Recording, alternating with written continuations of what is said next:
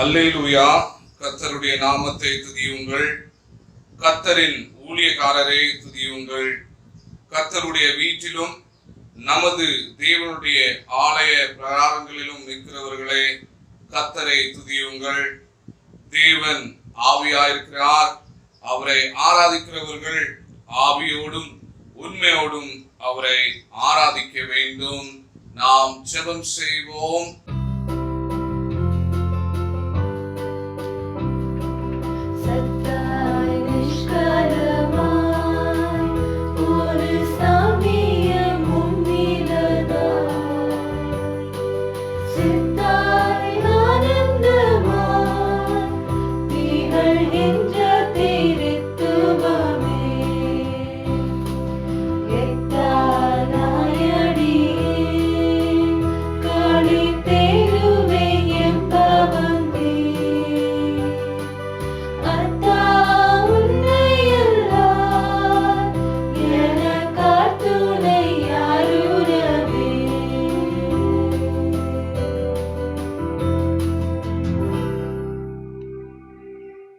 பரிசுத்தமும் கிருபையும் அன்பும் நிறைந்த எங்கள் ஜீவனுள்ள நல்ல பிதாவே,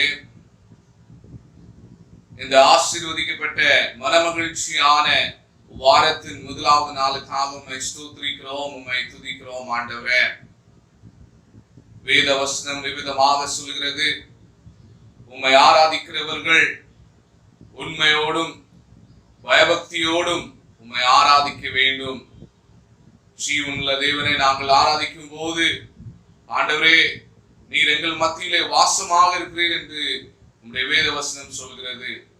இந்த காலை வேளையிலும் எங்களுடைய இல்லத்திலிருந்து உம்மை ஆராதிக்க, உம்மை நோக்கி எங்களுடைய விண்ணப்பங்களை ஏறெடுக்க, உம்முடைய வேத வசனத்தை தியானிக்க எங்கள் ஒவ்வொரு பேருக்கு தந்த இந்த வாய்ப்புக்காக, ஸ்லாக்கியத்துக்காக உம்மை ஸ்தோத்திரிக்கிறோம், உம்மை துதிக்கிறோம். ஆண்டவரே, விசேஷமாக இந்த நாளிலும் எங்களுடைய எப்புவத் மெத்தடிஸ்ட் தமிழ் திருச்சபை உடைய சிறப்பு ஞாயிறாக நாங்கள் ஆசிரிக்கிறோம். மகாராஷ்டிரா கிராம ஊழிய ஞாயிறாக நாங்கள் ஆசிரிக்கும் போது, ஆண்டவரே, அந்த மிஷனரி ஸ்தாபனத்தை நீர் ஆசீர்வதித்துக் கொண்டிருக்கிறீர். அதற்காக ஸ்தோத்திரிக்கிறோம். இந்த ஆராதனையிலே பங்கு பெற்றிருக்கிற ஒவ்வொரு பேரையும் உங்களுடைய கரத்தில் நாங்கள் ஒப்பு கொடுக்கிறோம். எங்களுடைய பாடல்கள், எங்களுடைய ஜெபங்கள், எங்களுடைய விண்ணப்பங்கள், எங்களுடைய தியானங்கள் எல்லாவற்றையும் ஆண்டவர் அங்கீகரித்து ஆசீர்வதிக்க வேண்டும் என்று நாங்கள் ஜெபிக்கிறோம். இந்த ஆராதனை முழுவதுமாக நீர் தலைமை தாங்கி எங்களையும் இந்த ஆராதனையும் ஆசீர்வதித்து வழிநடத்த வேண்டும் என்று இயேசுவின் நாமத்தினாலே ஜெபிக்கிறோம் எங்கள் நல்ல பிதாவே, ஆமென். ஆராதனைக்கு ஆரம்பமாகவும் தேவனுடைய நாமத்துக்கு மகிமை உண்டாவதாகவும் நாம் யாவரும் சேர்ந்து பாமாலை இரண்டாவது பாமாலையை சேர்ந்து பாடுவோம். பாமாலை எண் 2.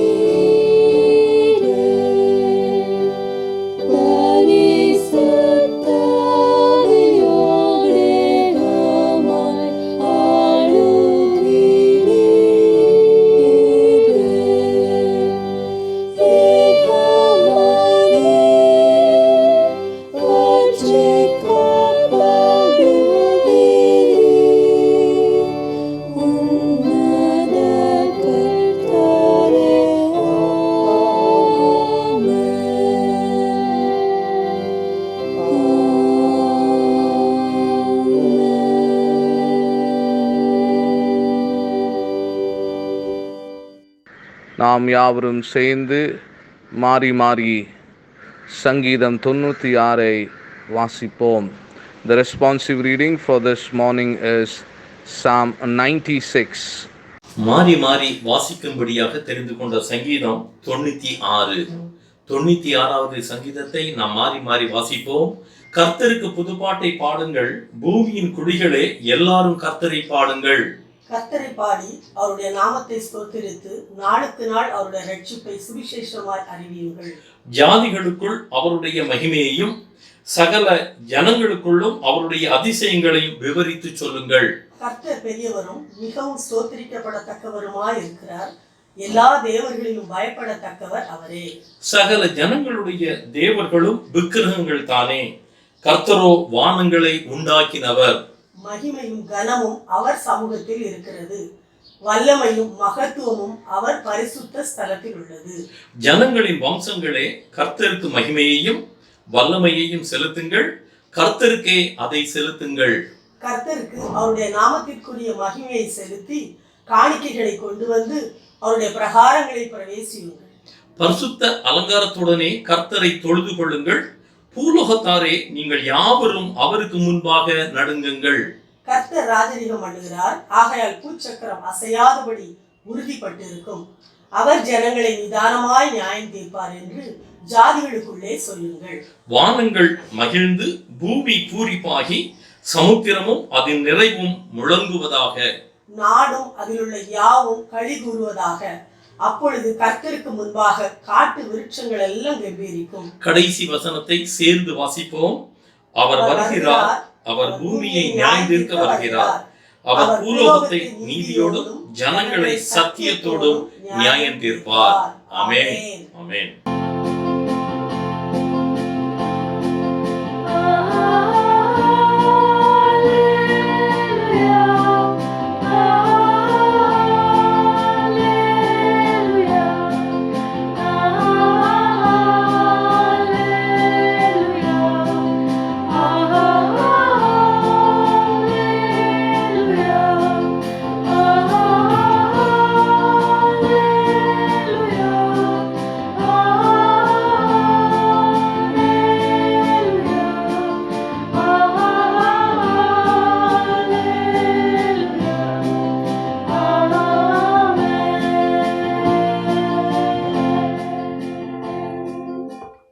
யாவரும் சேர்ந்து அப்போஸ்தலருடைய விசுவாச பிரமாணத்தை சேர்ந்து அறிக்கையிடுவோம். Let us all affirm our faith through the Apostle Creed. வானத்தையும் பூமியும் படைத்த சர்வ வல்லமையுள்ள பிதாவாகிய தேவனை விசுவாசிக்கிறேன். அவருடைய ஒரே குமாரனாகிய நம்முடைய இரட்சகர் இயேசு கிறிஸ்துவை விசுவாசிக்கிறேன். அவர் பரிசுத்த ஆவியினாலே கன்னிமரியாளிடத்தில் உட்புகுந்து பிறந்தார். பொந்து பிலாத்தின் காலத்தில் பாடுபட்டு சிலுவையிலே அறையுண்டு மரித்து அடக்கமனப்பட்டு பாதாளத்தில் இறங்கினார். 3ஆம் நாள் மரித்தோரிலிருந்து எழுந்தினார். பரமண்டலத்துக்கு ஏறி சர்வ வல்லமையுள்ள பிதாவாகிய தேவனுடைய வலது பாரசத்தில் வீற்றிருக்கிறார். அவிடத்திலிருந்து உயிருள்ளவரையும் மரித்தோரையும் நியாயத்திற்கு வருவார். பரிசுத்த ஆவியை விசுவாசிக்கிறேன். பொதுவாயிருக்கிற பரிசுத்த சபையும் பரிசுத்தவான்களுடைய ஐக்கியமும் பாவ மன்னிப்பும் சரீர உயிர்த்தெழுதலும் நித்திய ஜீவன் என்று விசுவாசிக்கிறேன். ஆமென்.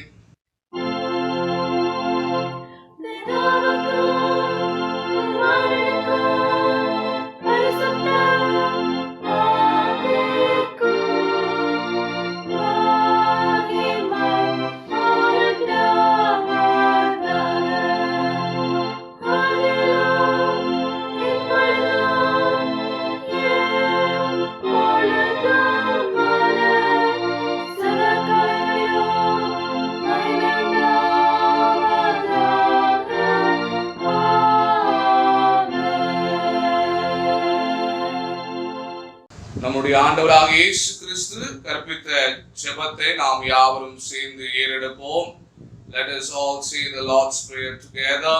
பரமண்டங்களில் இருக்கிற எங்கள் பிதாவே, உம்முடைய நாமம் பரிசுத்தப்படுவதாக, உம்முடைய ராஜ்யம் வருவதாக, உம்முடைய சித்தம் பரமண்டலத்திலே செய்யப்படுவது போல பூமியிலே செய்யப்படுவதாக. அன்றுள்ள அப்பத்தை எங்களுக்கு தாரும். எங்களுக்கு விரோதமாக குற்றம் செய்கிறவர்களுக்கு நாங்கள் மன்னிக்கிறது போல எங்கள் குற்றங்களை எங்களுக்கு மன்னியும். எங்களை சோதனைக்குள் பிரவேசிக்க பண்ணாமல் தீமென்று எங்களை ரட்சித்துக் கொள்ளும். ராஜ்யமும் வல்லமையும் மகிமையும் என்றென்றைக்கும் உடையவைகளே. ஆமென். இந்த நாளின் தியானத்துக்கான வேத பகுதியை நாம் வாசிக்க கேட்போம்.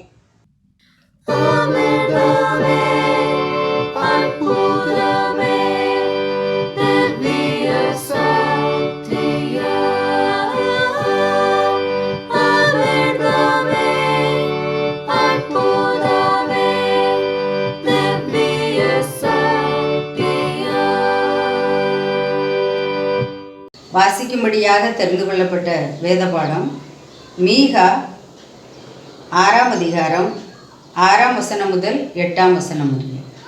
மீகா 6ஆம் அதிகாரம் 6ஆம் வசனம் முதல் 8ஆம் வசனம் முடிய. எண்ணத்தை கொண்டு நான் கர்த்தருடைய சந்நிதியில் வந்து உன்னதமான தேவனுக்கு முன்பாக பணிந்து கொள்ளுவேன். தகன பலிகளை கொண்டும் 1 வயது கன்றுக்குட்டிகளை கொண்டும் அவர் சந்நிதியில் வர வேண்டுமோ?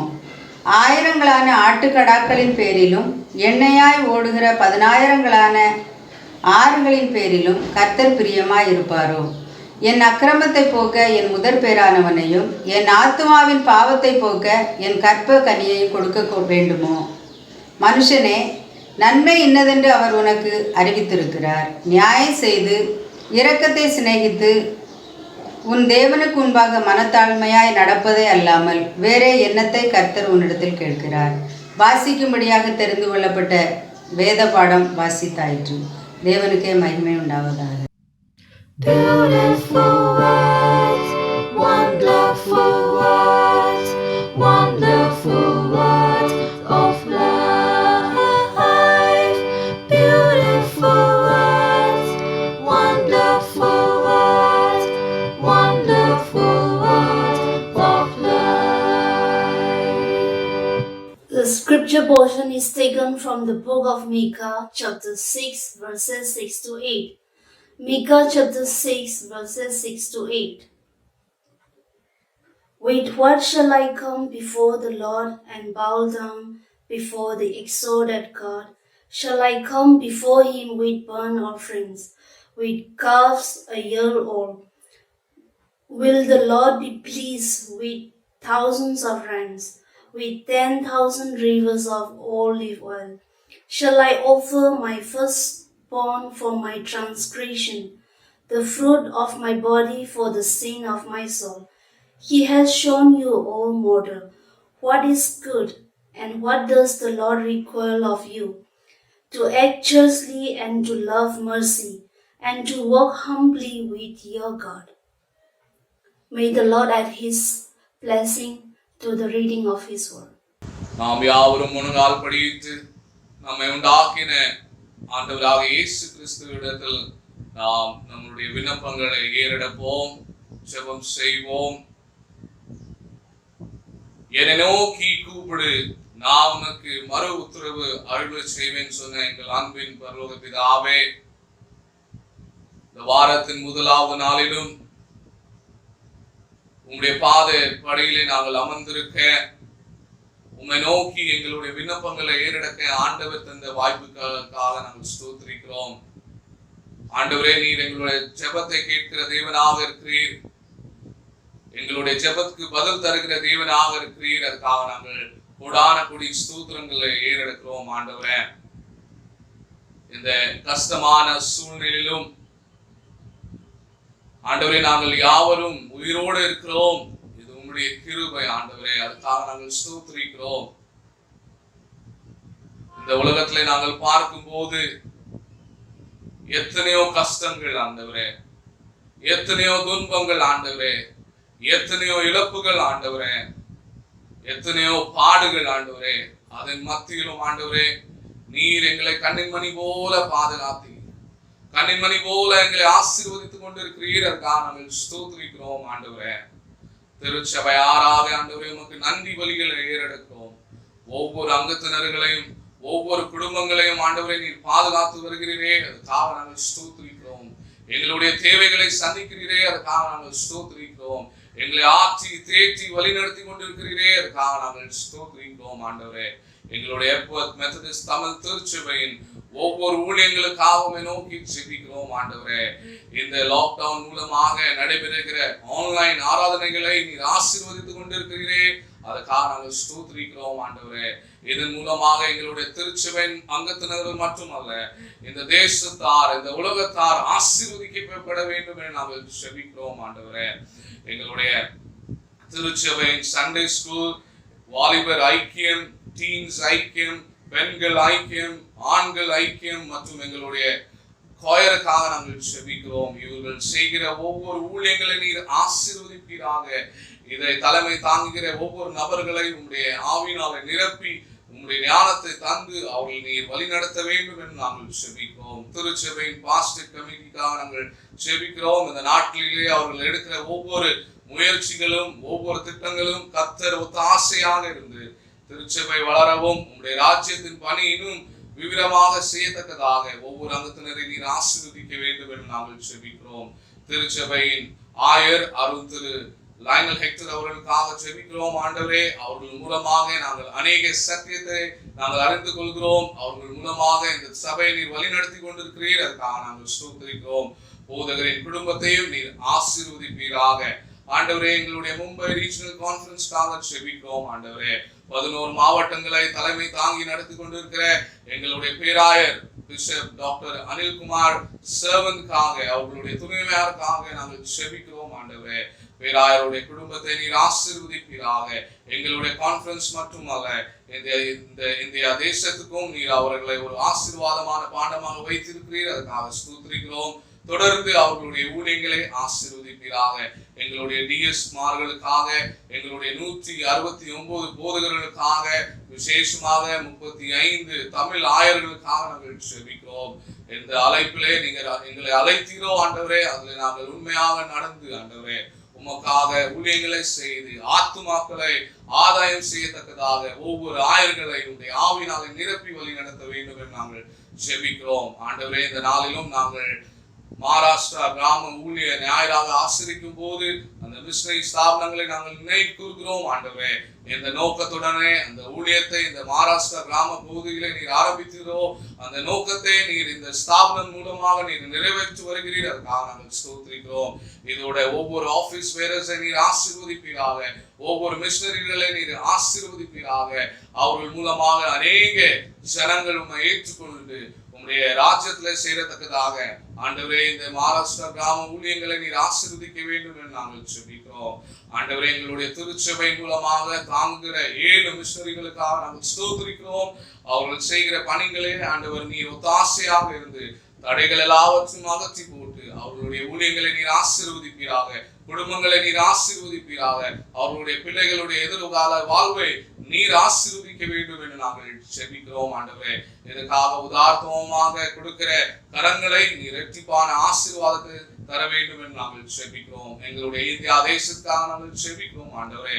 நாளுக்கு நாளாக இந்த கொரோனா கேசஸ் அதிகமாக கொண்டிருக்கிறது ஆண்டவரே. இதுக்கு ஒரு முற்றுப்புள்ளியை நீர் தர வேண்டும் என்று நாங்கள் ஜெபிக்கிறோம். அநேக ஜனங்கள் தங்களுடைய வாழ்வை இழந்து விட்டார்கள் ஆண்டவரே. அநேக ஜனங்கள் வியாபாரங்கள், வேலைகள், அவர்களுடைய ரிலேஷன்ஷிப்ஸ் எல்லாவற்றையும் இழந்து விட்டார்கள் ஆண்டவரே. இதுக்கு ஒரு முடிவு உங்களுடைய கரத்துல இருக்கிறது ஆண்டவரே.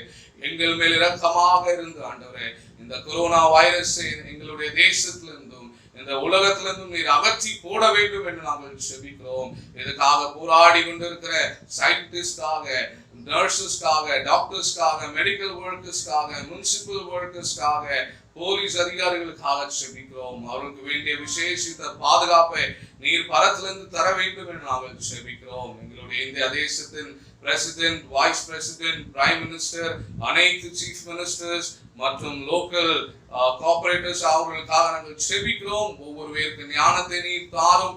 எப்படியாக இந்த தேசத்தை நடக்கத்தக்கதான அதிகாரத்தை ஆண்டவரே நீர் அவர்கள் கொடுத்திருக்கிறோ, அந்த அதிகாரத்தை அவர்கள் உண்மையாக செய்யத்தக்கதாக அவர்களுக்கு வேண்டிய ஞானத்தை நீர் தர வேண்டும் என்று நாங்கள் ஜெபிக்கிறோம் ஆண்டவரே. வியாதியஸ்தர்களுக்காக நோக்கி நாங்கள் ஜெபிக்கிறோம். பலவீனத்திலே வாழ்ந்து கொண்டிருக்கிற மக்களுக்காக ஜெபிக்கிறோம் ஆண்டவரே. நீர் எங்களுடைய பரம வைத்தியராக இருக்கிறீர் ஆண்டவரே. நீர் ஆண்டவரே உம்மிடத்துல பலன் உண்டு ஆண்டவரே. உம்முடைய இடத்துல வல்லமை உண்டு ஆண்டவரே. உம்முடைய கரத்தை நீட்டி ஆண்டவரே வியாதியஸ்தர்களுக்காக நீர் சுகத்தை தர வேண்டும் என்று நாங்கள் ஜெபிக்கிறோம் ஆண்டவரே. இன்னும் ஆண்டவரே இந்த காலை வேளையிலும் உங்களுடைய சமூகத்திலே காத்து கொண்டிருக்கிற ஒவ்வொரு ஆத்மாக்களுக்காக ஜெபிக்கிறேன். எந்த நோக்கத்துடனே உம்மை நோக்கி விண்ணப்பத்தை ஏறெடுக்கிறார்களோ ஆண்டவரே, அந்த நோக்கத்தை உங்களுடைய சித்தத்தின்படி நீர் நிறைவேற்ற வேண்டும் என்று நாங்கள் ஜெபிக்கிறோம் ஆண்டவரே. கடன்கள் எல்லாவற்றையும் நீர் அகற்றி போடும் ஆண்டவரே, துன்பங்கள் எல்லாவற்றையும் நீர் அகற்றி போட வேண்டும் என்று நாங்கள் ஜெபிக்கிறோம். நல்ல வேலையை தாரும், சம்பள உயர்வை நீர் தாரும் ஆண்டவரே. ஆண்டவரே, தொடர்ந்து வியாபாரங்கள் விரிவாகத்தக்கதாக ஒவ்வொரு வியாபாரிகளை நீர் ஆசீர்வதிக்க வேண்டும் என்று நாங்கள் ஜெபிக்கிறோம் ஆண்டவரே. தொடர்ந்து எங்களுடைய குடும்பங்களை நீர் ஆசீர்வதிப்பீராக. கண்ணீரோடு வாழ்ந்து கொண்டிருக்கிற மக்களுக்காக ஜெபிக்கிறோம். கண்ணீரை துடைத்து சமாதானத்தின் கிருபையும் நீர் அருள செய்ய வேண்டும் என்று நாங்கள் ஜெபிக்கிறோம். தொடர்ந்து எங்களையும் இந்த ஆராதனை உங்களுடைய கரத்தில் ஒப்புக்கொடுக்கிறோம். கர்த்தர் ஆசீர்வதித்து வழிநடத்த வேண்டும் என்று இயேசுவின் நாமத்தினாலே ஜெபிக்கிறோம் எங்கள் அன்பின் பிதாவே, ஆமென். வருகின்ற வாரத்திலே தங்களுடைய பிறந்த நாளையும் திருமண ஆண்டு நிறைவையும் ஆசிரியர்களுடைய பெயர்களை வாசிக்கின்றேன். 20ஆம் தேதி செப்டம்பர் மாதத்திலே மிஸ்ஸஸ் ஸ்டெல்லா ஃப்ளாரன்ஸ் பாலசிங். 21ஆம் தேதி மிஸ் ஜெனிசா ஹோப் ஜோஸ். 22ஆம் தேதியிலே Miss Kezia Lawrence. Mr Gracewin Gibson Heber. இன்னும் 23ஆம் தேதியிலே Mr Denison Franklin. Mrs Jeber Rathnam Jenis. Mr Ivan Obed Isaac. 24ஆம் தேதியிலே Mrs Sheeba Nancy Muthukumar. Miss Reni Merabel Rajeevan Lal. 25ஆம் தேதியிலே Mrs Thelanga Sundarrajan. Mrs Ruby Martin. Mrs Kalaiselvi ராஜா.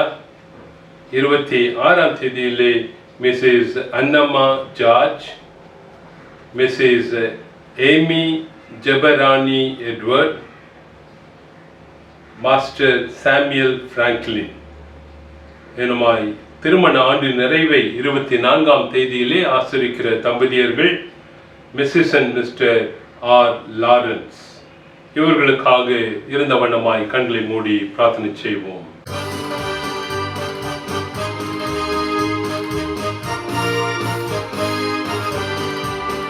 சென்ற காலம் முழுவதும் காத்தாரே ஓர் சேதமும் அணுகாமல் சொந்தமாக ஆசி பொழிதற்கென்றும் சுகபல நடித்தாரே. சொந்தமாக ஆசி பொழிந்ததற்கென்றும் சுகபல நடித்தாரே. அல்லேலூயா துதி அல்லேலூயா, இந்த நன்னாளாம் இயேசுவை பாடிடுவேன். அல்லேலூயா துதி அல்லேலூயா, இந்த நன்னாளாம் இயேசுவை பாடிடுவேன். இத்தனை கிருபைகள் நித்தமும் அருளிய கர்த்தனை கொண்டாடுவேன். இத்தனை கிருபைகள் நித்தமும் அருளிய கர்த்தனை கொண்டாடுவேன்.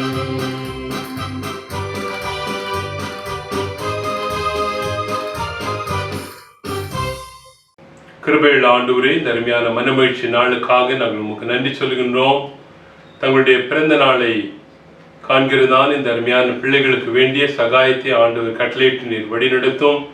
உன் பாவங்களெல்லாம் மன்னித்து நோய்களெல்லாம் குணமாக்கி உன்னை நன்மையினால் முடிச்சூட்டுவேன் என்று வாக்கு கொடுத்த ஆண்டவர் தாமே எல்லா விதமான நன்மைகளாலும் இந்த பிள்ளைகளை நீர் முடிச்சூட்டி இந்த ஆண்டிலும் கர்த்தரை உயர்த்தி காண்பிக்கக்கூடிய பிள்ளைகளாய் வளர இன்னும் ஆண்டவரால் ஆசீர்வதிக்கப்பட்டு அநேகருக்கு ஆசீர்வாதத்தின் வாய்க்காலாய் திகழ இந்த பிள்ளைகளை நீர் எடுத்து பயன்படுத்த நாங்கள் கெஞ்சி நிற்கின்றோம். திருமண ஆண்டு நிறைவே ஆசிரிக்கிற தம்பதியர்களோடும் கூட இருந்து கர்த்தருக்கு பயப்படுகிற மனுஷன் இவ்விதமாய் ஆசீர்வதிக்கப்படுவான் என்று சொன்ன வண்ணமாய் ஆண்டவருக்கு எல்லா காலத்திலும் பயந்து நடந்து ஒரு நல்ல கிறிஸ்தவ குடும்பத்தை இவர்கள் கட்டத்தக்கதாய் ஆண்டவர் அவர்களுக்கு ஒத்தாசை செய்து வழிநடத்த வேண்டும் என்று இயேசு கிறிஸ்துவின் மூலமாக எங்களுடைய ஜெபத்தை ஏறெடுக்கிறோம் பிதாவே, ஆமென். அறிவிப்புகள். நம்முடைய திருச்சபையிலே படிப்பு உதவிக்காக அநேகர் நீங்கள் கொடுத்து உதவி செய்து வருகிறீர்கள். தேவைகள் அதிகமாய் இருப்பது நிமித்தமாய் இன்னும் அதிகமாய் நீங்கள் ஆண்டவரால் ஏவப்படுவீர்கள் என்றால் இதற்கென்று சொல்லி கொடுத்து உதவி செய்ய முடியாய் உங்களை தாழ்மையோடு கூட அழைக்கின்றோம். இந்த ஆராதனைக்கு பின்பதாக நம்முடைய சண்டே ஸ்கூலினுடைய ஜெனரல் செஷனானது ஃபேஸ்புக்கிலும் யூடியூபிலும் நடைபெறும். தயவாக பிள்ளைகளும் ஆசிரியர்களும் கலந்து கொள்ள அழைக்கப்படுகிறீர்கள். இன்னும் இந்த ஆராதனைக்கு பின்பதாக நம்முடைய வாலிபர்கள் 10:30 மணிக்கு அவர்கள் கூடுவார்கள் ஜூம் மீட்டிங்கிலே. அதே போல மெத்தடிஸ்ட் மென்னும் 11 மணிக்கு ஜூம் மீட்டிங்கிலே இந்த ஆராதனைக்கு பின்பதாய் கூடுவார்கள். வருகிற செவ்வாய்க்கிழமை 22ஆம் தேதி மாலை 7:30 மணிக்கு நம்முடைய வேத ஆராய்ச்சியோடு கூடியதான ஜெபமானது ஜூமிலே நடைபெறும். தயவாக இதிலும் சபையார் கலந்து கொள்ள அழைக்கப்படுகிறீர்கள். ஒவ்வொரு புதன்கிழமையும் இரவு 8:15 மணிக்கு நம்முடைய இளம் வாலிபர்கள் டீம்ஸுக்கான கூடுகையானது இருக்கின்றது.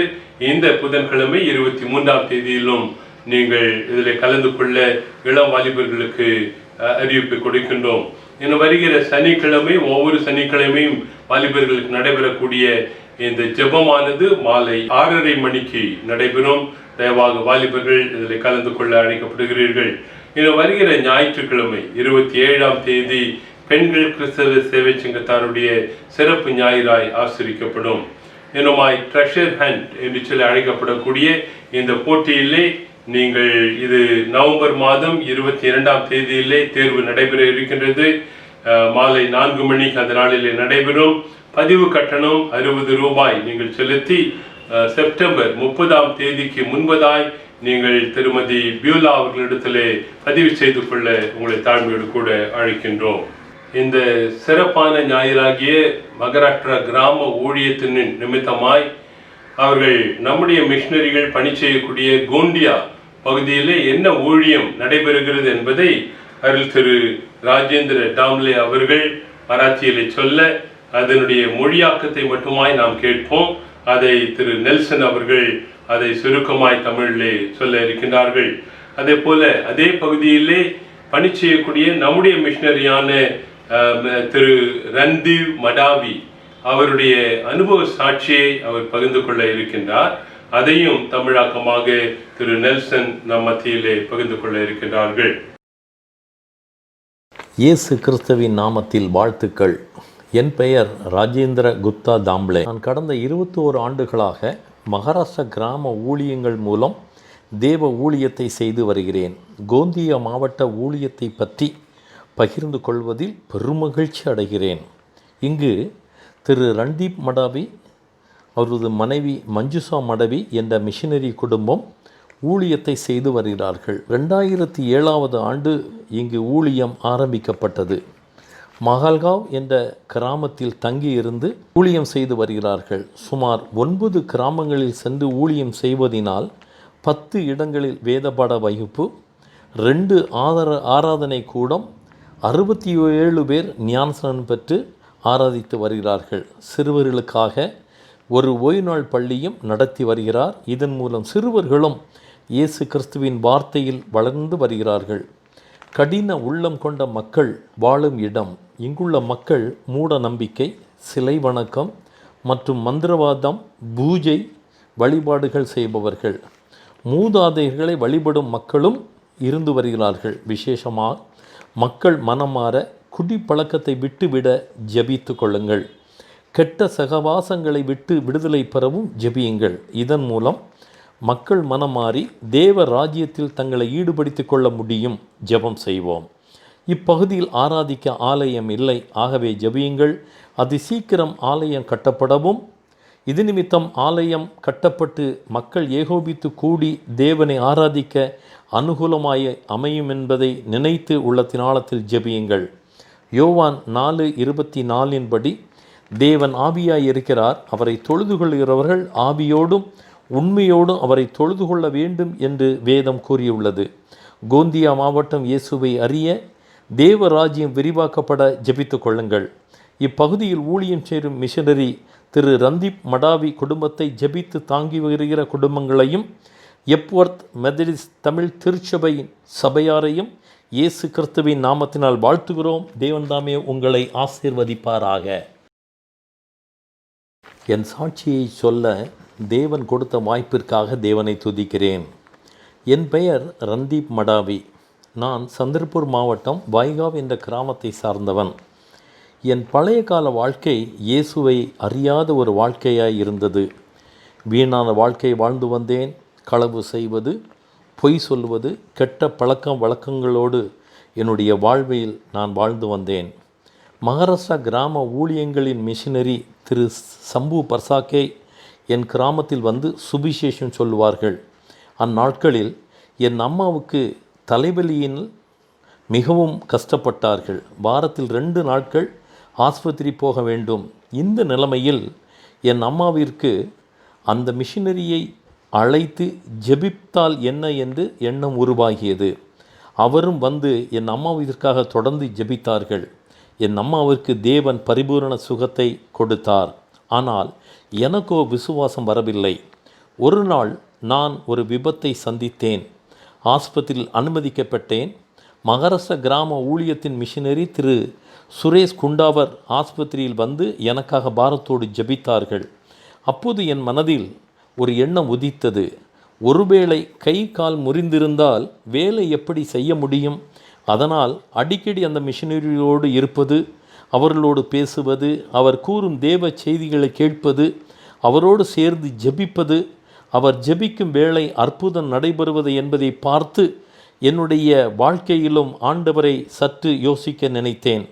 அவரது நடை செயல்பாடு யாவும் எனக்கு மிகவும் பிடித்தது. ஆகவே அவர் என்னிடம், நீயும் ஊழியம் செய்யலாம், நீ விரும்பினால் நீயும் வேதத்தை கற்றுக்கொண்டு 1 வருட வேதாகமம் ட்ரைனிங் எடுத்து ஊழியராக செயல்படலாம் என்றார்கள். அதனால் தேவன் என் உள்ளத்தில் செயல்பட்டார். அதன் பிறகு யோத்மாலில் உள்ள சாலோம் சென்டர் என்ற மகாராஷ்டிரா கிராம ஊழியத்தின் வேதபாட கல்லூரியில் 2007 ஆண்டு சேர்ந்தேன். அங்கு அந்த கல்லூரி வளாகத்தில் என் வாழ்க்கையில் பெரிய மாறுதல் உருவாகியது. வேத அறிவு கிடைத்தது. தேவ வழிநடத்தலை பெற்றேன். இயேசுவை ஏற்றுக்கொண்டேன். அங்குள்ள பிரின்சிபல் ரெவரண்ட் ராஜேந்திர தாம்ப்ளே சார் எனக்கு வேதத்தை பற்றி மிகவும் விளக்கி கூறியும் தேவ திட்டம் பற்றியும் அருமையாக போதித்து வந்தார்கள். அது என் வாழ்க்கைக்கு பிரயோஜனமாக இருந்தது. தேவ வசனத்தை மனனம் செய்வது, தியானம் செய்வது, ஜெபிப்பது என என் வாழ்க்கையில் முன்னேற்றம் அடைந்தேன். பின் 2008 ஆண்டு ஆகஸ்ட் மாதம் கோந்தியா மாவட்டம் மகால்காவ் என்ற கிராமத்திற்கு ஊழியத்திற்காக என் தேவன் என்னை தேர்ந்தெடுத்தார். 2-3 கிறிஸ்தவ குடும்பங்கள் தான் அந்த இடத்தில் இருந்தார்கள். ஆனால் விசுவாசிகளாக அவர்கள் இல்லை. இவர்களை விசுவாசத்தில் வளர்ப்போம் என 1 மாதம் உபவாசம் இருந்து ஜெபித்து இந்த மக்களுக்காக ஜெபங்களை ஏறெடுத்தேன். இங்கு தேவனை ஆராதிக்க ஒரு ஆலயம் வேண்டும், அதிக மக்கள் கூட்டம் வேண்டும் என கேட்டேன். ஜேபன் என் ஜெபத்தை கேட்டார். அகாஷி கிராமத்தில் நானாக்கர் என்ற குடும்பம் உண்டு. அதிக சாபம் நிறைந்த குடும்பம். கிராம மக்கள் யாரும் அவர் வீட்டுக்கு போக மாட்டார்கள். அவர் வீட்டிற்கு நான் போய் ஜெபித்தேன். 3 குடும்பங்கள் விசுவாசத்தில் வந்தார்கள். எத்தனை பாடுகள் வந்தாலும் விசுவாசத்தை விட்டு விலகாத ஒரு விசுவாசத்தில் இந்த 3 குடும்பங்களும் நிலைத்திருந்தார்கள். ஒரு குடும்பத்தில் 16 ஆண்டுகள் குழந்தை பாக்கியம் இல்லை. அதிக நாட்கள் உபவாசம் இருந்து ஜெபித்தோம். தேவன் ஒரு குமாரனை கொடுத்தார். இந்த குடும்பத்தின் மூலம் விசுவாசத்தில் வளர்ந்து வந்தார்கள். அதிக மக்கள் இவர்கள் மூலம் தேவனை அறிந்து கொண்டார்கள். இதுவரை 76 பேர் ஞானஸ்நானம் பெற்றுள்ளனர். தேவன் என்னை கருவியாக பயன்படுத்துகிறார். இப்பகுதியில் உள்ள தலைவர்கள், போலீஸ் பாட்டில், நகர் சேவக், சர்பஞ்ச் யாவரையும் நன்றாக நம்முடைய ஊழியத்திற்கு ஒத்துழைப்பு தருகின்றனர். நாங்கள் குடும்பமாக ஊழியம் செய்து வருகிறோம். நான், என் மனைவி மஞ்சுஷா, 5 வயது பெண் குழந்தை மற்றும் ரோஹி என்ற குழந்தை தற்போது பிறந்துள்ளது. பிறந்து 15 நாட்கள் தான் ஆகியுள்ளது. குறை பிரசவம் ஆனதால் இன்குபேட்டரில் குழந்தை உள்ளது. டாக்டரின் ஆலோசனைப்படி 1 மாதம் இன்குபேட்டரில் வைக்க வேண்டும் என்று கூறியிருக்கிறார்கள். என் நம்பிக்கை என்னவெனில், தேவன் என் குழந்தைக்கு பரிபூரண வளர்ச்சியையும் சுகத்தையும் தந்து பாதுகாப்பார். ஆஸ்பத்திரியினுடைய எல்லா செலவையும் கூட தேவன் சந்திப்பார் என நாங்கள் ஜெபித்து வருகிறோம். தற்போதும் 7-8 பேர் ஞானஸ்நானத்துக்காக ஆயத்தமாக உள்ளனர். லாக்டவுன் சமயத்திலும் ஒவ்வொரு குடும்பத்திலும் ஜெபம் நடைபெறுகிறது. ஞாயிறுதோறும் ஒவ்வொரு குடும்பத்தை சந்தித்து ஜெபித்து வருகிறோம். எனக்காகவும் என் குடும்பத்திற்காகவும் என் ஊழியத்திற்காகவும் விசேஷமாக ஆஸ்பத்திரியில் உள்ள குழந்தை ரோஹிணிக்காகவும் ஜெபித்து கொள்ளுங்கள். என்னையும் என் குடும்பத்தையும் ஜெபித்து தாங்குகிற அருமையான திருச்சபையின் குடும்பங்களையும் அருமையான எப்வர்த் மெத்தடிஸ்ட் தமிழ் திருச்சபையின் போதகர்கள் மற்றும் விசுவாச குடும்பங்கள் சபை கமிட்டி மக்கள் ஒவ்வொருவரையும் இயேசு கிறிஸ்துவின் நாமத்தினாலே வாழ்த்துகிறேன். தேவன் தாமே தொடர்ந்து நம்மையும் நம்முடைய ஊழியத்தையும் ஆசீர்வதித்து தருவாராக. ஆமென். இந்த வேளையிலே நம்முடைய சிறப்பு செய்தியாளரான அருள் திரு டாக்டர் டிபி குலோத்துங்கன் அவர்களை அறிமுகப்படுத்துவதிலே மகிழ்ச்சி கொள்கின்றேன். இவர்கள் மகாராஷ்டிரா கிராம ஊழியத்தை 1981 இறையர் கல்லூரியிலே படிக்கும் பொழுது இவர் இந்த ஊழியத்தை துவங்க ஆண்டவரால் ஏவப்பட்டார். அதற்கு பின்பதாய் 81 இன்று வரை இந்த இயக்கத்தினுடைய பொது காரியதரிசியாக ஜெனரல் செக்ரட்டரியாக அவர் பணி செய்து வருகின்றார். இவருக்கு கீழாக கிட்டத்தட்ட 200 மிஷனரிகள் இந்த நாளிலே மகாராஷ்டிராவில் இந்த மாநிலத்திலே பணி செய்கின்றார்கள். இப்படிப்பட்டதான இந்த ஊழியத்தினுடைய பொறுப்பை எடுத்து அருள் திரு டாக்டர் டிபி குலோத்துங்கன் அவர்கள் பகிர்ந்து கொண்டிருக்கின்றார்கள். இதனாலே அந்த மகாராஷ்டிரா கிராம ஊழியத்தினுடைய சிறப்பு ஞாயிறாக இருப்பதனால் நம் மத்தியிலே அவர் செய்தி பகிர்ந்து கொள்ள இருக்கின்றார். ஆண்டவருடைய நாமத்திலே அவரை வாழ்த்தி வரவேற்பதிலே மகிழ்ச்சி கொள்கின்றேன். பாமாலை 226 நாம் பாடின பின்பதாய் அருள் திரு டாக்டர் டிபி குலோத்துங்கன் அவர்கள் தேவ செய்தியை பகிர்ந்து கொள்வார்கள்.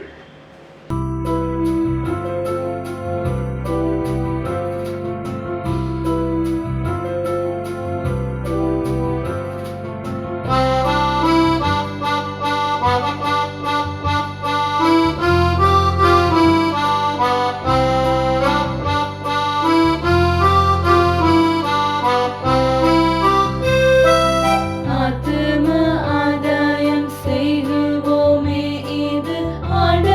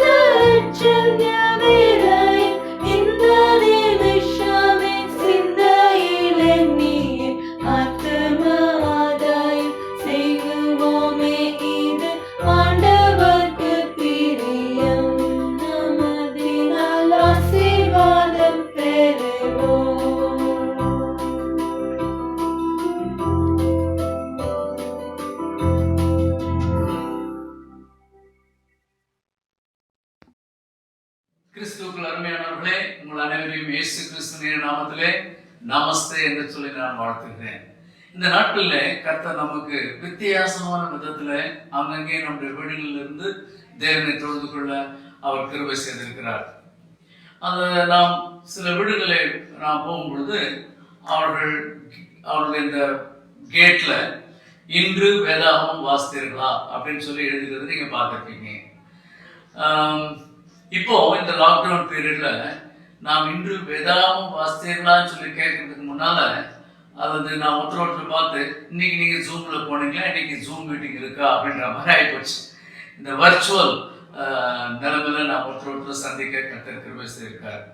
ஒரு சபை போதகர் லைனர் அவர்களையும் உதவி போதகர் அவர்களையும் நான் வாழ்த்துகிறேன். மற்றும் சபை அங்கத்தினருக்காக நன்றி செலுத்துகிறேன். கூடி வர முடியாதபடிக்கு நாம் எந்த இடத்துல இருந்தாலும் நாம் ஒரு மனத்தோடு கூட ஆராதிக்க கர்த்தர் நமக்கு கிருபை செய்திருக்கிறார். இந்த 4-5 மாதம் நம்ம லாக்டவுன்ல இருக்கும் பொழுது பல விதமான காரணி குறித்து சிந்திக்க கர்த்தர் உதவி செய்திருக்கார் இல்லைங்களா? எத்தனையோ வாட்ஸ்அப் மெசேஜ் வருது, எத்தனையோ இமெயில் வருது, எத்தனையோ ஃபோன் வருது, பேப்பர்ல வாசிக்கும் பொழுது அநேக காரியம் நம்மள பயமுறுத்துறதா இருக்குது. ஆனா ஜீவனுள்ள தேவனை நாம் ஆராதிக்கும்படியாக கர்த்தர் நமக்கு இந்த வாய்ப்பை கொடுத்திருக்கிறார். மகாராஷ்டிரா கிராம ஊழியத்தின் சார்பாக உங்கள் அனைவரை நான் மீண்டுமாக வாழ்த்துகிறேன். நீங்கள் தொடர்ந்து எங்கள் ஊழியத்துக்காக ஜெபிக்கிறதுக்காக நன்றி செலுத்துகிறேன். கொஞ்சம் முன்னால நீங்க இந்த ஊழியத்தை குறித்து சகோதரர் நெல்சன் மூலமாக கேட்டீங்க. நீங்கள் தாங்குகிற மிஷனுடைய அந்த அனுபவங்களை, அவர்கள் எப்படி இந்த நாட்களில் ஊழியம் செய்யறான்றது குறித்து நீங்க பார்த்தீங்க. கர்த்தரோட நல்லவர் பார்த்தீங்களா? இந்த சமயத்துல கர்த்தர் எங்களை ஒவ்வொருத்தரையும் பாதுகாத்து வருகிறார். ஒருவேளை கடந்த 5 மாதங்களாக அந்த உதவி செய்ய வேண்டிய விதத்துல எங்களால் முழுமையா செய்யப்பட்டாலும் கர்த்தர் இதுவரையிலும் எங்களை கைவிடவில்லை. ஒவ்வொரு குடும்பத்துக்கும் கொஞ்சம் அவங்களுடைய செலவை சந்திக்கும்படி ஒரு 4000 rupees கிட்ட எங்களால் கொடுக்க முடியுது. யாரையும் வேலையை விட்டு போங்கன்னு சொல்லலை, யாருக்கும் நாங்கள் கட் பண்ணுவோம்னு சொல்லலை. தேவனை நம்பி பிலிப்பியர் 4:19 கர்த்தருடைய அந்த கிருபையின்படி, அவருடைய ஐஸ்வர்யத்தின்படி கர்த்தர் நம்முடைய எல்லா தேவையும் சந்திப்பார்னு சொல்லி அவனை உற்சாகப்படி ஜெபித்து வருகிறோம். நீங்கள் தொடர்ந்து இதற்காக ஜெபிக்கிறதுக்காக நன்றி செலுத்துகிறோம். நேரடியாக வந்து பார்க்க முடியாட்டாலும் இந்த காணொளி மூலமாக உங்களோடு கூட நான் வசனத்தை பகிர்ந்து கொடுத்ததில் மிகவும் சந்தோஷப்படுகிறேன். எங்க மிஷன்களில் ஒரு சிலரை கேட்டோம், இந்த லாக்டவுன் பீரியட்ல நீங்க என்னையா செய்றீங்க அப்படின்னு பொழுது ஒரு சிலர் ரொம்ப சந்தோஷம் சொன்னாங்க. ஐயா, நாங்க வேதத்தை 2 முறை முழுசா படிச்சு முடிச்சிட்டாங்க. ஹல்லேலூயா! எவ்வளவு சந்தோஷம் பார்த்தீங்களா? வேதத்தை திரும்ப திரும்ப படிக்கிறது கத்துக்கிறது. சரி, இன்னொரு மிஷன் சொன்னாங்க, ஐயா நாங்க இதெல்லாம் முதல் தடவை எங்க குடும்பமா சேர்ந்து இருக்க, எங்க பிள்ளைகளோடு கூட கொஞ்சம் அவங்களுக்கு ஆசையானதை செய்து கொடுக்க, அவங்களோட கூட நேரம் கொடுக்க, நாங்க வேதத்தை படிக்க ஆண்டவர் கிருபை செய்தாரு. ஒரு மிஷனுடைய மனைவி அப்படி சொன்னாங்க, என் பிள்ளைமா சங்கீதத்தை மனப்பாடமா வாசிக்க கிட்டத்தட்ட ஒரு 10 சங்கீதம் படிச்சாங்க. நாங்க எவ்வளவு சந்தோஷமா இருக்கு. அப்ப நீங்களும் அப்படி ஏதாவது செய்திருப்பீங்கன்னு நினைக்கிறேன். இந்த நாட்களில் கர்த்தர் என்னோட கூட பேசும்பொழுது நான் புத்தகமா ஒவ்வொரு புக்கமா படிக்க ஆரம்பிச்சேன். நானும் பேய்த்து கூட சேர்ந்து படிக்க ஆரம்பிச்சோம். தீர்க்கதரிசிகள்ல பாத்தீங்கன்னா major profits and minor profits சொல்லுவாங்க. பெரிய பெரிய தீர்க்கதரிசிகள் ஏசாயா, எரமையா போன்றவங்க. அதே நேரத்தில் அந்த சின்ன சின்ன தீர்க்கதரிசிகள். இந்த எல்லா புஸ்தகத்தையும் படிக்கும்பொழுது கர்த்தர் திட்டவட்டமா சில காரியங்களை என்னோட கூட பேச ஆரம்பிச்சார். இந்த MBM சண்டே, மிஷனரி சண்டேன்னு சொல்லி நம்ம இன்னைக்கு நியமிச்சிருக்கிறோம். உங்களுக்கு சில காரியங்களை நான் சொல்வதற்கு முன்பாக நான் என்ன செய்ய போறோம், வேதத்திலிருந்து சில காரியங்களை தியானிக்க போறோம். நம்ம வாசித்த அந்த பகுதி நீங்க பாத்தீங்கன்னா உபதேயாவின் புஸ்தகம். அந்த உபதேயாவின் புஸ்தகத்துல எத்தனாவது சாப்டர் அப்படின்னு ஒரு சிலர் கேட்பீங்க. அப்படி ஏன் கேட்குறீங்கன்னா, நீங்க ஒரு உபதேயத்துல ஒரே சாப்டர் தெரியாம இருக்கீங்க. உபதேயில ஒரே ஒரு அத்தியாயம் தான் இருக்கு. அதுல நம்ம தொடர்ந்து வாசிக்கும் பொழுது இந்த 17 வசனங்கள் கொண்ட அந்த ஒரு 21 வசனங்கள் கொண்ட இந்த உபதேய அந்த புஸ்தகத்துல கர்த்தர் என்னென்ன காரியத்துல நம்ம வெளிப்படுத்துறான்னு பார்த்தோம்னா, நமக்கு இந்த நாட்கள்ல ஒரு தெய்வ செய்திய எனக்கு ஆசீர்வாதம் இருந்துச்சு. அதை நம்மளோட கூட பகிர்ந்து கொள்ள ஆசைப்படுகிறேன். இந்த உபதேய குறித்து ஒரு காரியத்தை நம்ம பார்க்கணும் பாருங்க. இந்த உபதேயனாலே அவருடைய பெயருக்கு ஒரு அர்த்தம் உண்டு. என்ன அர்த்தம் கேட்டீங்கன்னா, கர்த்தரை ஆராதிப்பவர், கர்த்தரை சேவிப்பவர் சொல்லி. அதனால இன்னைக்கு இந்த நவீன காலத்துல நம்ம பிள்ளைங்களுக்கு பேர பிள்ளைங்களுக்கு பேர் வைக்கணும்னா எங்கெங்கெல்லாம் தேடுறோம். ஒருவேளை அதுக்குன்னு புஸ்தகம்லாம் இருக்கு, அதுக்குன்னு வெப்சைட்லாம் இருக்கு, போயிட்டு இப்படி வைக்கலாமா அப்படி வைக்கலாமா, தாத்தா பேரை வைக்கலாமா பாட்டி பேரை வைக்கலாமா, எல்லாத்தையும் சேர்த்து வைக்கலாமா, கொஞ்சம் என்னிடமும் யோசிக்கிறோம். இந்த வேதத்துல ஒவ்வொருத்தருக்கும் பேர் கொடுக்கும்போது பார்த்தீங்கன்னா அந்த பேருக்கு ஒரு திட்டவட்டமான ஒரு அர்த்தம் இருக்கு பாருங்க. உபதேவன் என்ன சொன்னான்னு, அவருக்கு என்ன அர்த்தமா, கர்த்தரை ஆராதிப்பவர், கர்த்தரை சேவிப்பவர் என்பது ஒரு அர்த்தம் சொல்லி பார்க்கணும். நம்ம கொஞ்சம் யோசிச்சு பார்ப்போம். நான் அடிக்கடி யூத்துக்கெல்லாம் பேசும்போது சொல்லுவேன், டேய் அம்மா உங்களுக்கு பேர் யார் வச்சது? ஓ எங்க தாத்தா வச்சாரு. உங்களுக்கு யார் பேர் வச்சது? எங்க அப்பா அம்மா வச்சாங்க, எங்க மாமா வச்சாரு அப்படின்னு.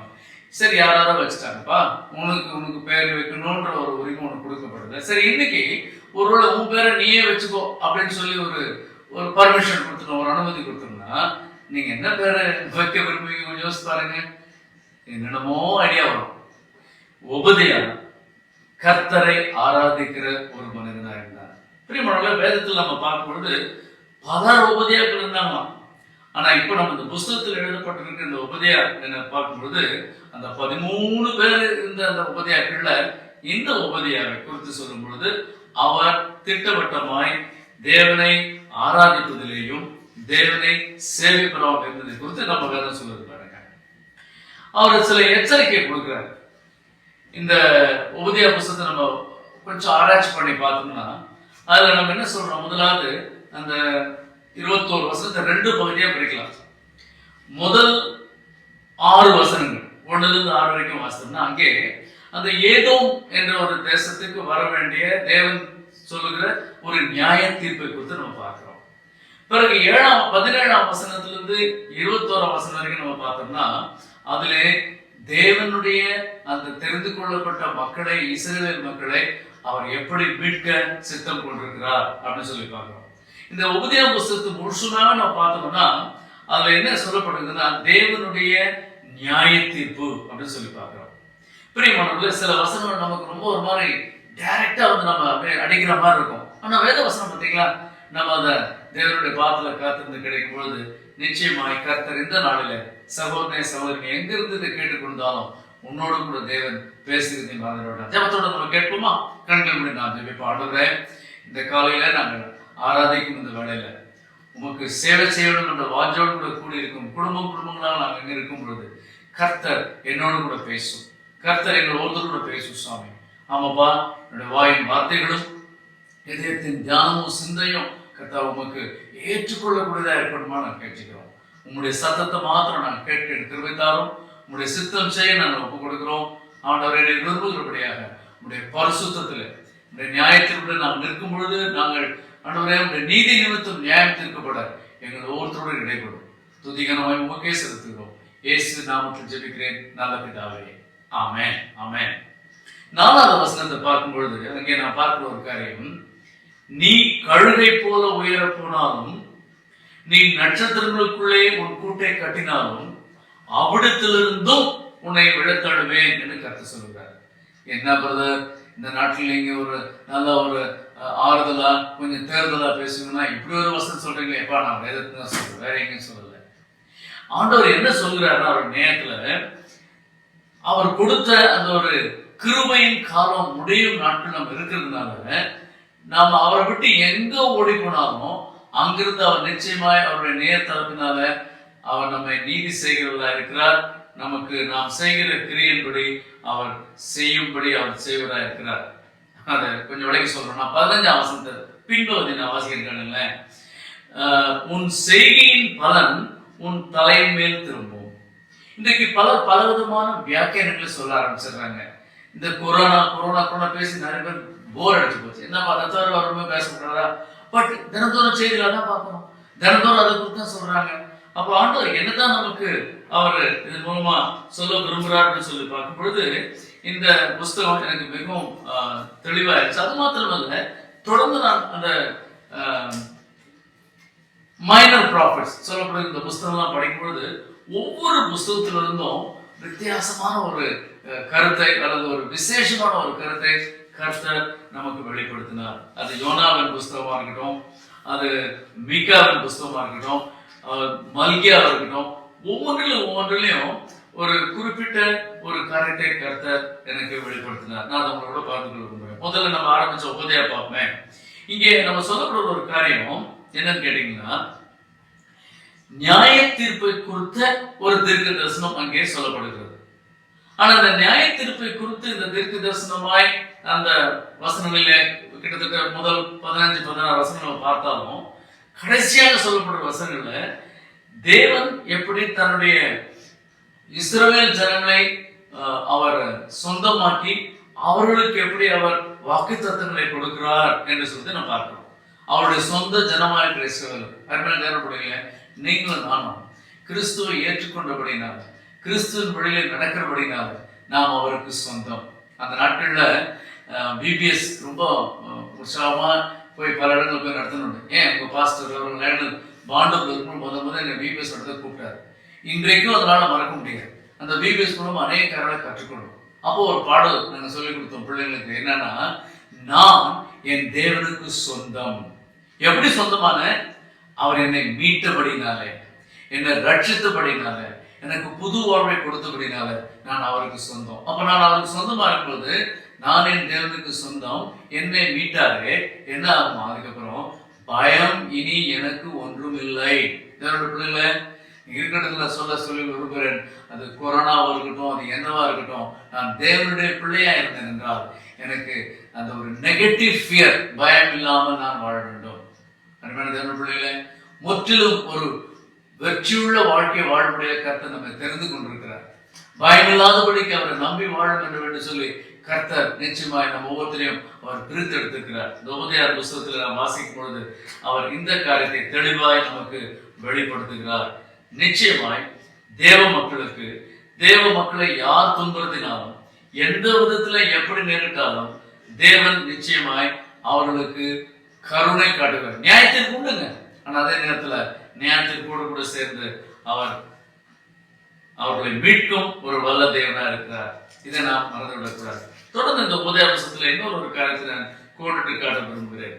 இந்த உபதேசம் என்ன சொல்றாருன்னா, தேவன் ஏற்படுத்தின அவருடைய ராஜ்யம், அவருடைய தேசம் அவருடையதாய் இருக்கும் என்ற ஒரு நிலையில அவருடைய தேசத்துல அவருடைய சித்தம் இல்லாமல் ஒன்றும் நடக்காது. அப்படின்னா நீங்க கேட்கலாம், இந்த கொரோனா தேவன் ஏற்படுத்தினாரா? இல்ல இல்ல இல்ல, அவருக்கு தெரியும் எப்படி நடக்க போகுதுன்னு சொல்லி இதை குறித்து பல ஆயிரம் வருஷத்துக்கு முன்பாக நமக்கு எச்சரிக்கை கொடுத்திருக்கிறாரு. அவர் அறிந்திருக்கிறார், அவர் அனுமதித்திருக்கிறார். ஆனால் இதன் மூலமாய் நம்ம இன்னும் அதிகமாய் அவரை போல மாறுவதற்கு அவர் உதவி செய்கிறார். யாக்கோபை மீட்பார் என்பது ஒரு உபதேசனுடைய ஆணித்தரமான ஒரு செய்தி. யாக்கோப்னா யாருங்க? எத்தனா இருந்தவன் தான் அவன் ஏமாத்தினவன் தான், அண்ணனுக்கே அவன் பயந்து ஓடினவன் தான், பல விதங்களில் தேவனுடைய ஆசீர்வாதத்தை குறுக்கோயில பெறணும் சொன்னான். அதே யாக்கோபு wrestled with God, தேவ மனிதனோடு கூட இரவு முழுதும் போராடினான். என்னத்துக்காக போராடினான் தெரியுங்களா?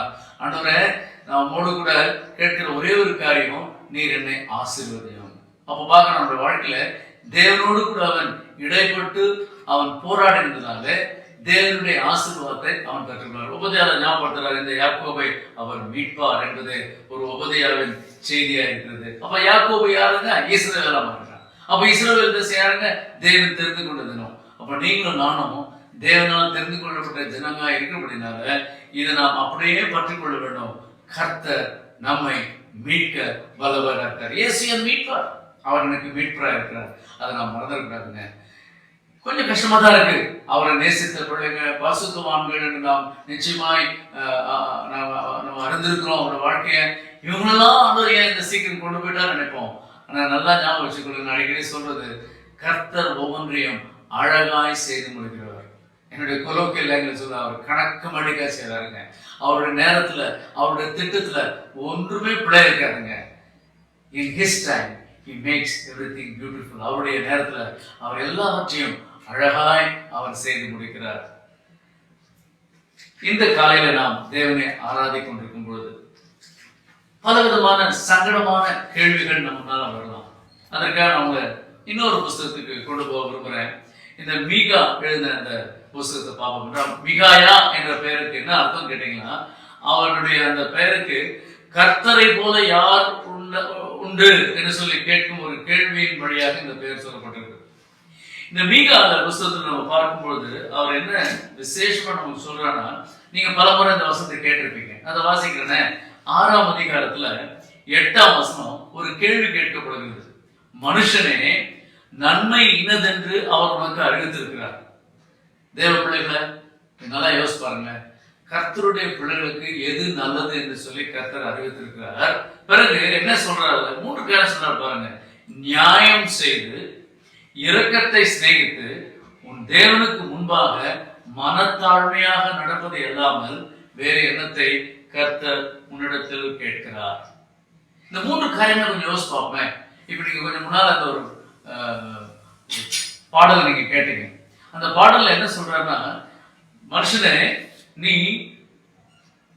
தேவனுக்கு முன்பாக மனத்தாழ்மையாக நடக்கணும், இரக்கத்தை நீ சிநேகிக்கணும், நீதியை நீ செய்ய வேண்டும், நியாயம் செய்ய வேண்டும். ஒரு தேவனுடைய பிள்ளைகளுடைய வாழ்க்கையில இந்த 3 காரியங்கள் திட்டவட்டமாய் நாம் செய்ய வேண்டும் என்பதை அவர் எதிர்பார்க்கிறார். கொஞ்சம் ஸ்கேன் பண்ணி பாருங்க நம்ம லைஃப்ல. நாம் நம்முடைய நடைமுறைகளில நாம் நியாயத்தை செய்கிறோமா? ஒருவர் என்னை ஒரு மாதிரி கோபமா பார்க்கிறேன், நான் வந்து அநியாயம் செய்துட்டு இருக்கோமா?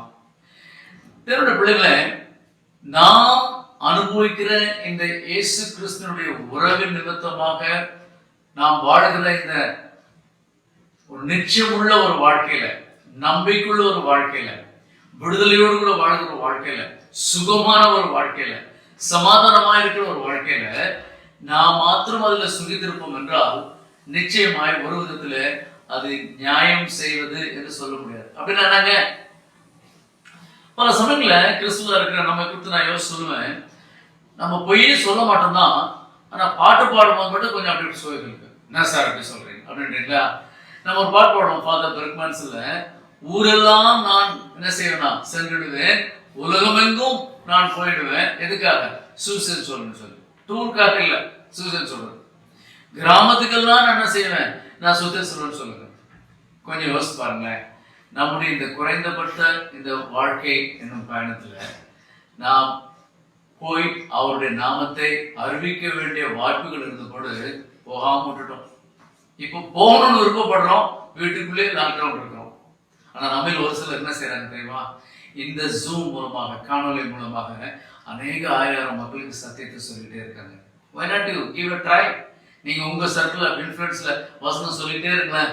நிறைய பேர் வசனம் கேட்குறாங்க. எத்தனை பேர் கேட்கறாங்க? இப்போ கூட எங்கெங்க நம்ம சபை மக்கள் மாத்திரமல்ல, பல சபை மக்கள் இதை கேட்கிறாங்க.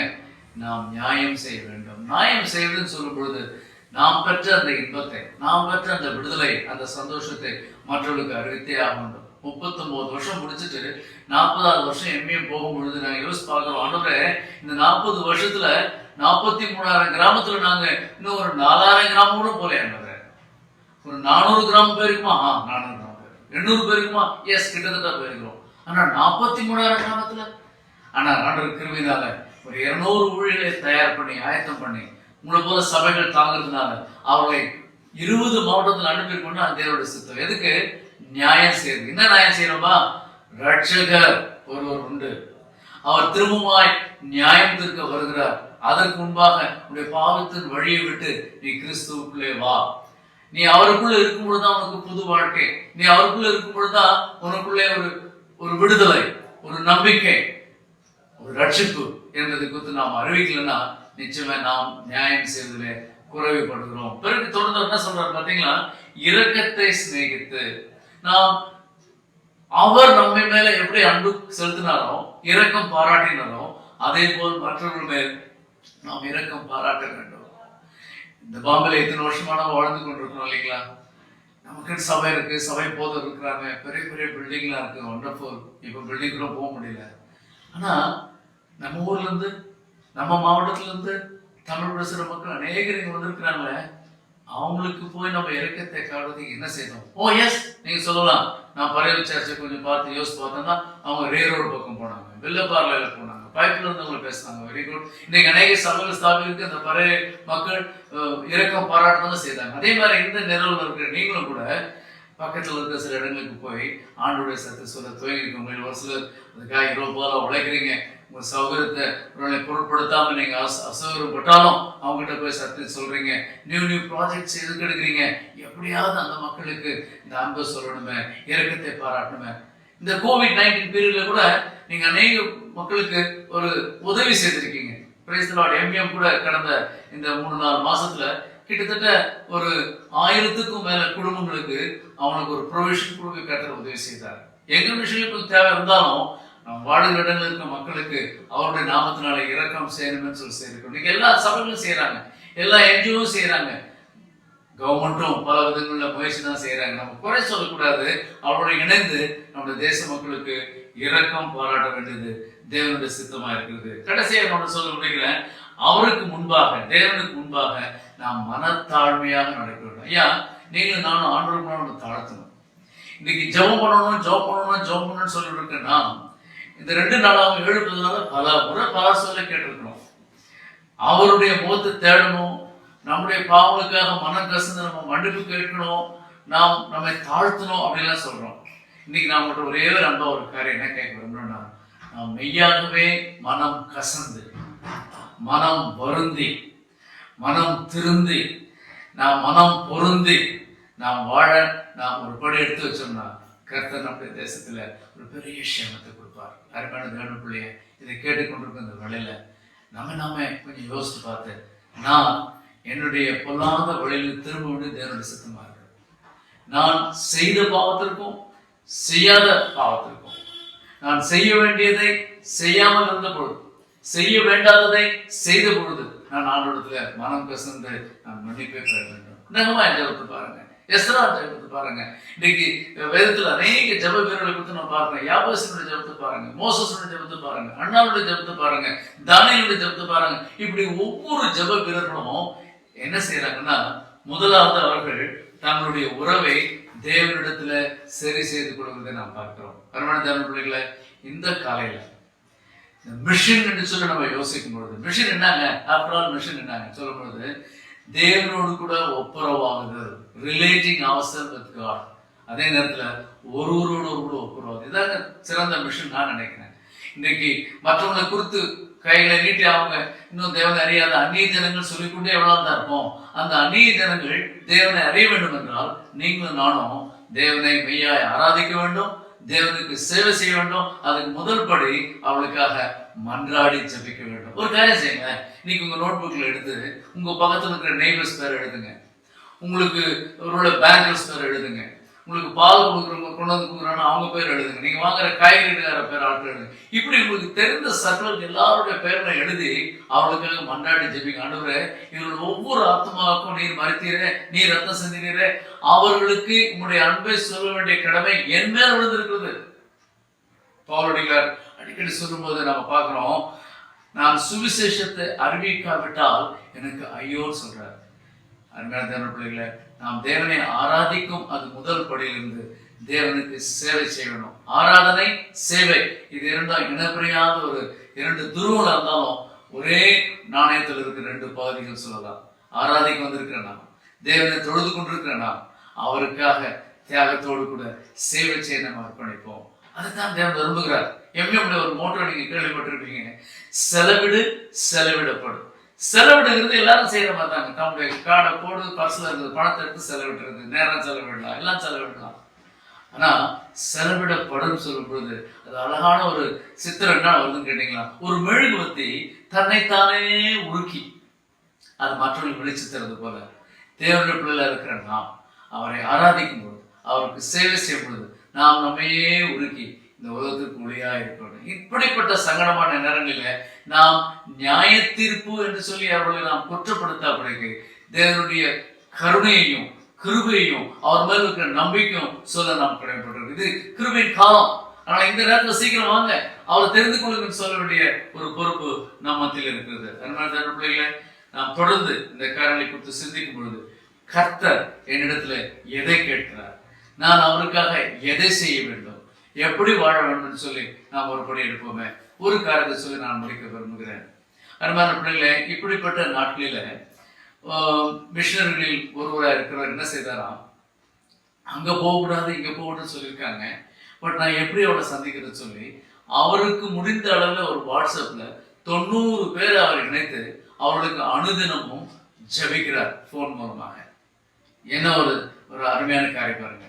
ஆனால் இன்னொரு மிஷனரி அநேகர் சொல்லலாம், என்ன சொல்றாங்க, ஐயா எங்களுக்கு செய்யணும்னு ஆவரம் இருந்தாலும் எங்களுக்கு டூல்ஸ் இல்லையேன்றாங்க, நல்ல ஒரு ஃபோன் இல்லையேன்றாங்க. எம்பிஎம்ல 3 ஸ்கூல், அந்த 3 ஸ்கூல் இருக்கிற பிள்ளைங்களுக்கு இப்போ வந்து ஸ்கூல் வச்சு நடத்த முடியாது இல்லைங்களா, லாக்டவுன்ல. அப்போ அவங்களுக்கு ஃபோன் மூலமாக கூகுள் கிளாஸ் ரூம்னு ஆரம்பிச்சு அவங்களுக்கு பண்ண சொல்லும் பொழுது அவங்க அப்பா அம்மா வேலைக்கு போய்ட்றாங்க, ஃபோன் எடுத்து பகல் நேரத்தில் படிக்க முடியல பாருங்க. அவங்க வந்ததுக்கு அப்புறம் அந்த அப்பா அம்மா ஃபோன் எடுத்து நைட்டில் 7 மணிக்கு மேலே 8 மணிக்கு தான் பிள்ளைங்க படிக்கிறது, 10 மணிக்கெல்லாம் எழுதி அனுப்புறாங்க. அருமையான பிள்ளைகளை நாம உங்களோட எங்கள் ஃபோனை புதுசாக வாங்கிட்டு இருக்கலாம். இப்போ நாங்கள் என்ன ஒரு ஆண்டவர்கிட்ட கேட்கணும், ஆண்டவரே இந்த கிராம பிள்ளைகளுக்கு ஒரு ஃபோன் வாங்கி கொடுக்க உதவி செய்ய சாமி. பல விதங்களில் நாம் தேவனுடைய அன்பை, தேவனுக்காக சேவை செய்யணுன்ற மனப்பான்மை ஒரு ப்ராக்டிக்கல் விதத்தில் நம்ம செய்ய ஆரம்பிக்கலாம். எம்பிஎம் நாட்களில் ஒரு சின்ன ஒரு ஸ்டுடியோ ஒன்று சும்மா ஒரு ரூமில் செட்டப் பண்ணி, அதுக்கு இன்னும் கேமரா கூட இல்லை, ஜெபித்து கொண்டிருக்கிறோம். பட் என்ன பண்ணுறோம்னா ஒவ்வொரு வாரமும் மகா எக்கோஸ் என்ற ஒரு யூடியூப் நீங்கள் பார்க்கலாம், மராட்டியில் ஒரு ஆராதனை எப்படி நடக்கும், நீங்கள் எப்படி செய்கிறீங்க அதே மாதிரி அவங்க நடத்தி கிட்டத்தட்ட ஒரு 12 வாரத்துக்கு மேலே நாங்கள் போட்டிருக்கிறோம். என்ன சந்தோஷம் ஜனங்களுக்கு, அவங்க மொழியில அவங்க பாடுற பாடல்ல துதிக்கிற மாதிரி ஜெபிக்கிற மாதிரி எல்லாம் செய்யும்போது அவங்க ஏதோ வேடிக்கை பார்க்கல, அவங்க என்ன செய்யறாங்க தெரியுமா, அந்த காணொலிகளை பார்த்துக்கொண்டே அவங்க என்ன பண்றாங்க, ஆராதனை பண்றாங்க, மெய்யாய் ஆராதிக்கிறாங்க. அவர்களும் புறப்பட்டு வீடு கொண்டு போய் தேவனுடைய அன்பை அந்த சின்ன சின்ன வேலை அவங்க செய்யும்பொழுது அவங்க சொல்லிக்கொண்டே இருக்கிறாங்க. Let us thank God for this day. இந்த நாளுக்காக நம்ம தேவனுக்கு நன்றி செல்வோம். இந்த உபதியா புஸ்தகத்திலிருந்து, இந்த மீகா புஸ்தகத்திலிருந்து சில கருத்துக்களை உங்களுக்கு சொல்ல தேவன் எனக்கு கிருபை செய்தார். மீண்டும் நான் கொஞ்சம் உங்களை பின்னால போக சொல்றேன், உபதியாவுக்கு வாங்க. அந்த உபதியாவில் அவருடைய ஒரு வசனத்தை நான் உங்களுக்கு வாசிக்க விரும்புகிறேன்.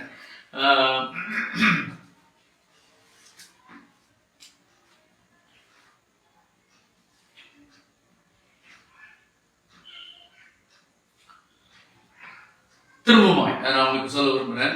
15வது வசனத்துல, எல்லா ஜாதிகளுக்கும் விரோதமான நாளாகிய கர்த்தருடைய நாள் சமயமாய் வந்திருக்கிறது, நீ செய்தபடியே உனக்கு செய்யப்படும், உன் செய்கையின் பலன் உன் தலையின் மேல் திரும்பும் என்று சொல்லி இந்த உபதியா எச்சரித்ததுக்கு அப்புறம் என்ன நடக்குதுன்னு கேட்டீங்கன்னா, தேவனுடைய கோபாக்கினை, தேவனுடைய நியாய தீர்ப்பை அறிந்த மக்கள் திரும்பமாய் அவர்கள் தேவனிடத்திலே திரும்பும் பொழுது, அவர்கள் தேவனை நாடும் பொழுது என்ன நடக்கிறது, கர்த்தர் அவர்களை விடுவிக்கிறார், அவர்களுக்கு ஒரு புது நம்பிக்கையை தருகிறார். அருமையான தேவனுடைய பிள்ளைகளை, இந்த நாட்களில் நாம் தேவனை நோக்கி அறைகூவல் விடுவோம் என்றார், ஆண்டவரே உம்முடைய நியாய தீர்ப்பின் நாட்களிலே நாங்கள் வந்திருக்கும் பொழுது நாங்கள் உம்மிடலே அண்டி சேருகிறோம், நீர் எங்களுக்கு நியாயம் செய்யும், நீர் எங்களுக்கு கிருபை பாராட்டும், நீர் எங்களை ஆண்டவரே நீர் மன்னித்து ஏற்றுக்கொள்ளும், எங்களுக்கு இன்னும் அதிகமாய் உங்களுடைய சித்தத்தை செய்ய வேண்டிய பலத்தை தாரும் அப்படின்னு சொல்லி ஜெபிப்போம் என்றால், நிச்சயமாய் இஸ்ரவேலை மீட்ட தேவன் நம்மையும் இந்த நாட்களில் அவர் மீட்க வல்லவராய் இருக்கிறார். தேவனுடைய பிள்ளைகளை, தொடர்ந்து நாட்களில் வேதத்தை நாம் வாசிப்போம். இந்த உபதியாவுக்கும் மீகாவுக்கும் இடையில ஒரு அருமையான ஒரு புஸ்தகம் இருக்கு, அதை குறித்து இன்னைக்கு பேசுவதற்கு நேரம் நீங்க படிச்சு பாருங்க. யோனா, உங்களுக்கு தான் தெரியும் கதையை. அவர் தேவனுடைய சத்தத்தை கேட்டு தேவனுக்காக அனுப்பப்பட்ட ஒரு மிஷனரி தான், ஒரு இவாஞ்சலிஸ்ட் தான், போய் சொல்லணும். ஆனா அவர் என்ன செய்யறாரு, அவர் வேற இடத்துக்கு போயிடுறாரு. எதுக்காக போனார்னா, தேவனே நீர் சொல்றத நான் போய் சொல்லிட்டு நீர் மனம் மாறி அந்த மாதிரி செய்யாத போட்டா என் கௌரவம் என்னாச்சு. சில சமயம் அப்படி சாதாரண சில்லி மேட்டர் நம்ம தேவ சித்தத்துக்கு விலைக்கு ஓடி போறோம், மிகவும் முறுமுறுக்கிற ஒரு மனிதனா பார்க்கிறோம். ஆனா அதே அந்த யோனானுடைய வாழ்க்கையில கர்த்தருக்கு அவன் பயந்து, கர்த்தருக்கு அவன் பலியிட்டு, அவன் அவருக்கு பொருத்தனை எப்படி பண்றான்னா, அந்த மீன் வயத்திலிருந்து சொல்றான், ஆண்டவரே நான் உங்களை விட்டு உங்களை சித்து விட்டு விலைக்கு ஓடிட்டேன், ஆனாலும் நீர் என்ன பண்றாரு, எனக்கு ஒரு உம்முடைய வழியில நடக்கும்படி நீர் வழி நடத்துறாரு, ஆகவே நான் உங்களுக்கு தொடர்ந்து பயப்படுறேன். சரி போய் எல்லாம் சொல்லிட்டான். என்ன ஆச்சு உங்களுக்கு தெரியும். அங்கே தேவன் அவர்களை மன்னித்து, அவங்களாம் மன்னிப்பு பெற்று அவங்க பாவத்தின் அறிக்கை செய்து அவர் தேவனுக்கு வந்தோடனே தேவன் அவர்களை எந்த காரியத்தினால நியாயம் தீர்ப்பு அழிப்பேன் என்று சொன்னாரோ அவர் அழிக்கல பாருங்க. அப்போ இவன் சொல்றான், நான் என் தேசத்தில் இருக்கும்போது, 4ஆம் அதிகாரத்தில் என் தேசத்தில் இருக்கும்போது ஆண்டவரே நான் இதை சொல்லலையா? இதுக்காக தான் நான் ஓடிட்டேன், தர்ஷீசுக்கு ஓடி போனேன். தேவனை குறித்த விவரம் சொல்றான், நீ இரக்கமும் மன உருக்கமும் நீடிய சாந்தமும் மிகுந்த கிருபை உள்ளவராக இருக்கிறீரே, தீங்குக்கு மனஸ்தாபமா தேவன் அறிவேனே. இப்போ அவன் சொல்றான் பாருங்க, நான் சொன்னபடி உங்க வார்த்தை தான், ஆனா நான் சொன்னபடி ஆகாம நீ மனசை மாத்தினால அப்பா நீ என் உயிரை எடுத்துக்கன்றான். சில சமயங்கள் நம்ம அப்படி நினைக்கிறோம் இல்லைங்களா, யோனாவை போல. ஆனா ஒரு தேவனுடைய கூக்குரல், தேவனுடைய ஒரு மன தாங்கல் என்னன்னு சொல்லி பார்த்து நான் முடிச்சிருவோமே.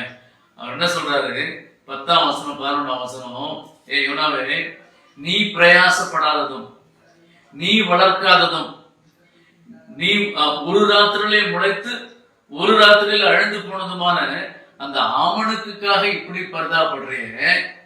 நல்ல கவனிங்க பிரியமானவர்களே, வலது கைக்கும் இடது கைக்கும் வித்தியாசம் அறியாத 120,000 பேருக்கு அதிகமான மனுஷரும், அதே நேரத்தில் ஆண்டவர் சொல்றாரு, அநேக மிருக ஜீவன்களும் இருக்கிற மகா நகரமாகிய நினைவுக்காக நான் பரிதிப்பில்லா இருப்பேனோ, பரிதியாமல் இருப்பேனோ, பரிதபியாமல் இருப்பேனோ. அருமையான தேவர்களே, இந்த கொரோனால லட்சக்கணக்கான மக்கள் அழிந்து போகும் இந்த நாட்களில் கர்த்தர் நிச்சயமா ஒவ்வொருத்தர் மேலும் அவர் கரிசனை உள்ளவராய் பரிதபிக்கிறார். கண்களை மூடுவோம், நான் ஜபிப்போம். ஆண்டவரே, இந்த நாட்களில் உம்முடைய நியாயத்தை செய்து, உம்முடைய மீட்பின் செய்தி, கருணையின் செய்தி, அன்பின் செய்தி நாங்கள் வாழும் எங்கள் மக்கள் மத்தியில சொல்ல எங்களுக்கு கிருபை தர, எங்கள் உற்றார்களுக்கு சொல்ல எங்களுக்கு கிருபை தரன்னு சொல்லி ஜபிப்போம். கர்த்தர் நிச்சயமா இந்த நாளில் அவருடைய பாரத்தை நமக்கு கொடுத்து நாம் மனதுருக்கும் பெற்றவர்களாய் இந்த மாந்தர்களுக்காக வாழ நம்ம அர்ப்பணிப்போம். ஜெபம் செய்வோமா? நல்ல ஆண்டவரே, இன்றைக்கு இந்த செய்தியை கேட்ட ஒவ்வொருத்தருடன் தொடர்ந்து பேசும் ஆண்டவரே. உபதியா, யோனா, மீகா, இந்த 3 தீர்க்கதரிசிகள் நாட்களில் கர்த்தர் உங்களுடைய நியாய தீர்ப்பின் காலத்தை குறித்து நீர் சொல்லியிருந்தாலும் உங்களுடைய கிருபையும் அன்பையும் இரக்கத்தையும் வெளிப்படுத்தினீங்களே, உங்களுடைய மீட்பையும் வெளிப்படுத்தினதற்காக ஸ்தோத்திரம். நாங்கள் ஒவ்வொருத்தரும் இந்த நாட்டில் மற்றவர்களை நாங்கள் ஆண்டவரே ஒருவரை குறை காட்டி சொல்லாதவர்களாக தேவனுடைய அன்பை அவர்களுக்கு எங்கள் வாழ்வின் மூலமாக பிராக்டிக்கலாக நடைமுறையில் நாங்கள் ஏதாவது செயல்படுத்தார். எங்கள் சபை ஒழுங்குகளை, சபை போதர்களை நீங்கள் ஆசீர்வதியும் சுவாமி. நாங்கள் அனைவருக்கு ஆசீர்வாதமாக இருக்க கருத்தார். மகாராஷ்டிரா கிராம ஊழியத்தின் மூலமாக மற்ற எல்லா மிஷன் செயல்படுகிற ஊழியர்களை நாங்கள் தொடர்ந்து ஜெபிக்க தாங்க எங்களுக்கு கருத்தார். உங்கள் இரக்கத்தை நாங்கள் ஆண்டவரை காண்பிக்க கருத்தார். துதிகரமாய் உமக்கே செலுத்துகிறோம். இயேசு நாமத்தில் ஜெபிக்கிற நல்ல பிதாவே, ஆமென், ஆமென்.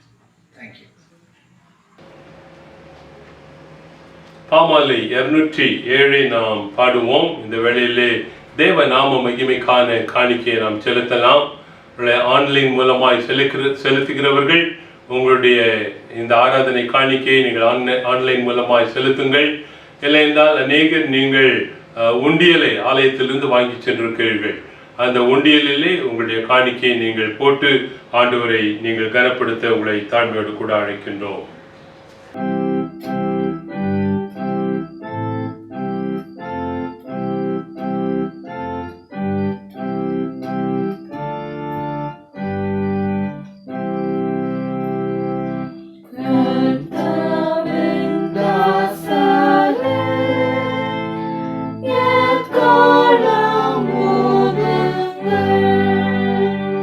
சந்தோஷ செய்தியே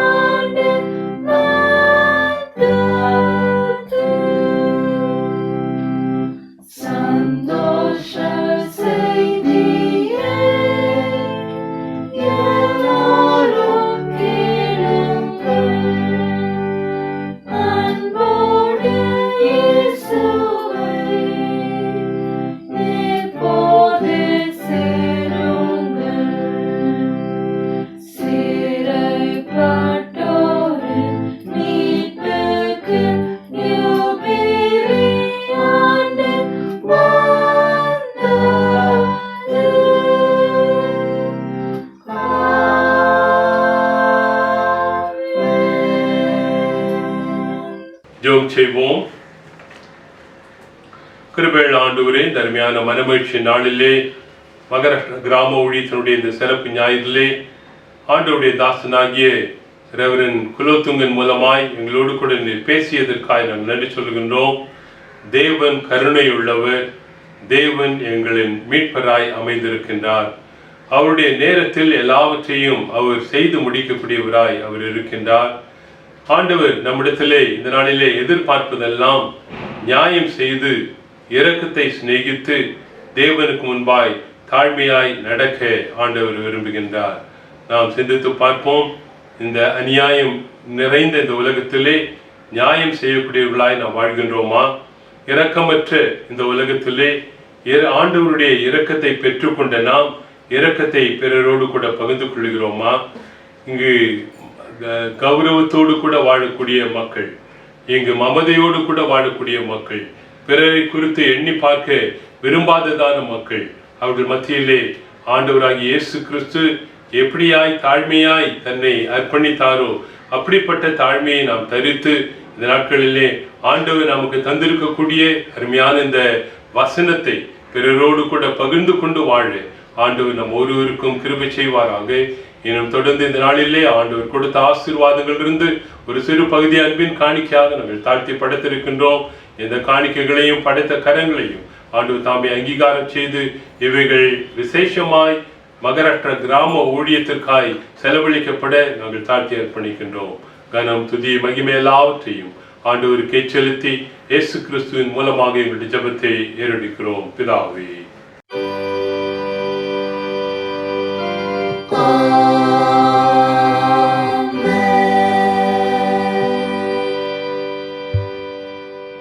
பழுவாதபடி உங்களை காக்கவும் தமது மகிமையுள்ள சன்னிதானத்திலே மிகுந்த மகிழ்ச்சியோட உங்களை மாசற்றவர்களாயும் நிறுத்த வல்லமை உள்ளவரும் தாம் ஒருவரே ஞானம் உள்ளவராகிய நம்முடைய இரட்சகரான தேவனுக்கு கனமும் மகிமையும் வல்லமையும் அதிகாரமும் இப்பொழுதும் எப்பொழுதும் சதா காலங்களிலும் நிலைவரமாய் தங்கியிருப்பதாக.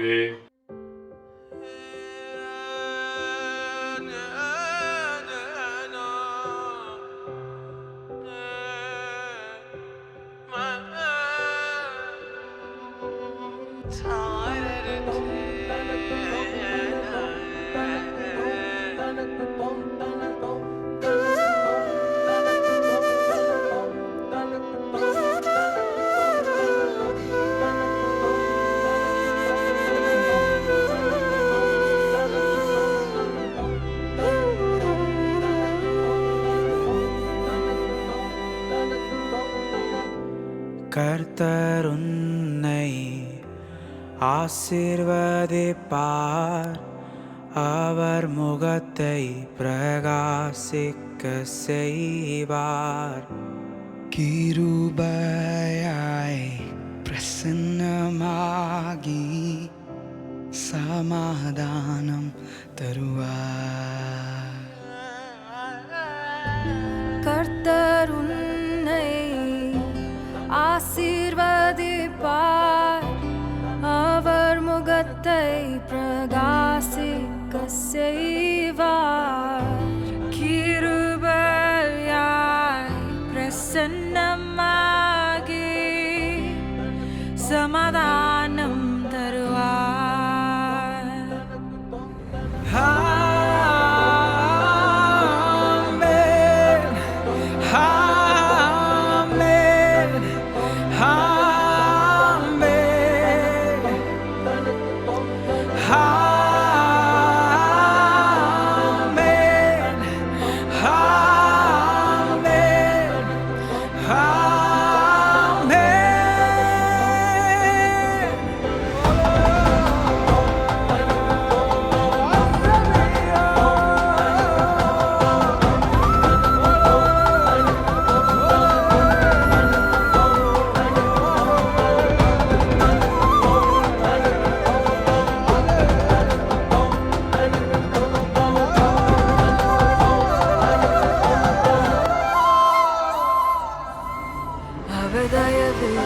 உங்கள் மேலே 1000 தலைமுறைகளுக்கு மேலே உங்கள் குடும்பம் உங்கள் சந்ததி அவர்கள் சந்ததி என் மேலே.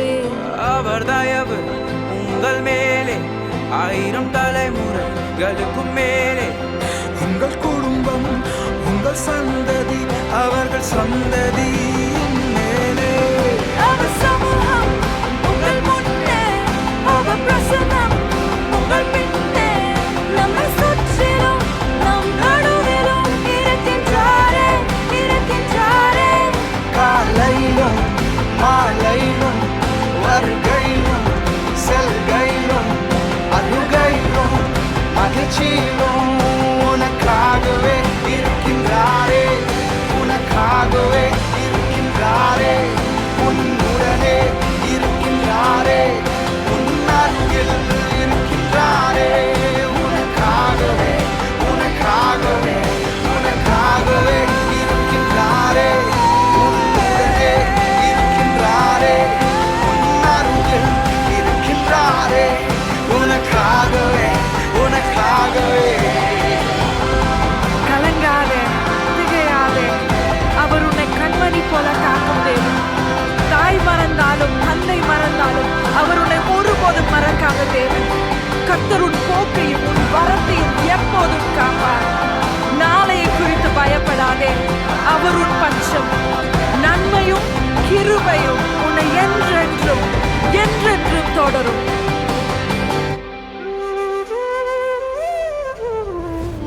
கர்த்தர் உன்னை ஆசீர்வதிப்பார், அவர் முகத்தை பிரகாசிக்க செய்வார். கிருபையாய் பிரசன்னமாகி சமாதானம் தருவார்.